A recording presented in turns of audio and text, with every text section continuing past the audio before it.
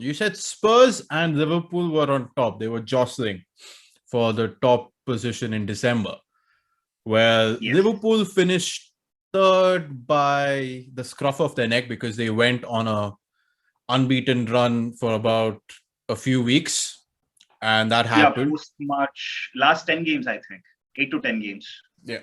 So that happened, and then Spurs dropped off the radar.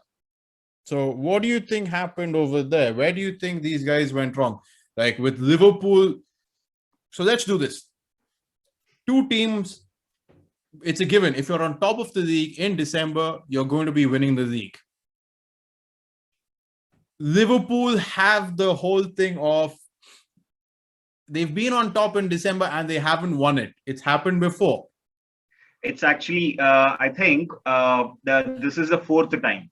Yeah, this is the it's fourth happened. time. It's happened to Yeah, Liverpool. I mean, like, this is the fourth time that Liverpool were on top of the league during Christmas, come Christmas, that is halfway through the season. Yeah. And Liverpool is the only team that has lost thrice after being on top in the month of December. Last year, somehow, because of the huge gulf of point difference between various teams, somehow Liverpool won. The last two times, I think one was under Rafa Benitez in 2008. It was 2008 Christmas. And the second was, I think, 2013 with under Brendan Rodgers. That was the second time we were on top during the Christmas. Yeah, And we had Suarez and Gerrard and the entire... Yeah, Suarez, Gerrard, Coutinho. Yeah. And once again this season, I think and that was the only sticking point for me when we won 7-0 against Crystal Palace.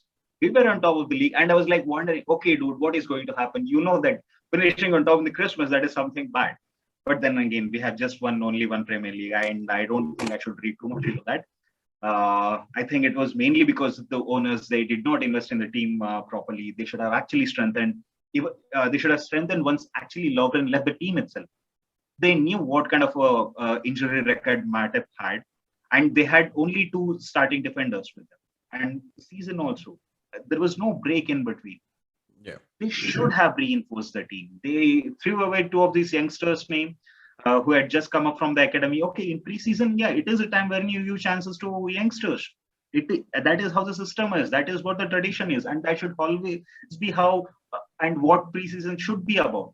But it is actually owners. I want to specify this once again. It is the owners of Liverpool FC that have left on Klopp and all the Liverpool fans. If at all they continue this once more, I mean, like, if at all this continues for a year or two, I think Klopp is going to say enough is enough, and he's going to leave. And trust me, no Liverpool fan is going to say anything against Klopp. They will be very, very happy that Klopp gave them one of the best years of their lives as a Liverpool fans, and there will be banners, and the entire city of Liverpool will be burning for FSG banners. And that is for sure. That is for sure. And we have an entire segment about our thoughts of Liverpool, who've had an amazing run under Klopp. And if this is how it's going to be, you have a prediction from Sujay in 2 years' time. If how things are happening in Liverpool, Klopp will be leaving. And I second that point because it's been an amazing 4 years of how the club has developed. And they've been on top of world football for the past 3 years. They've been one of the top teams to beat. They've had a struggle, pandemic, post-pandemic. You've had the Super League and all of these other things. But we will be talking more in depth about a few clubs, Liverpool involved, City is there. So make sure you subscribe to the channel. The videos are going to be coming up.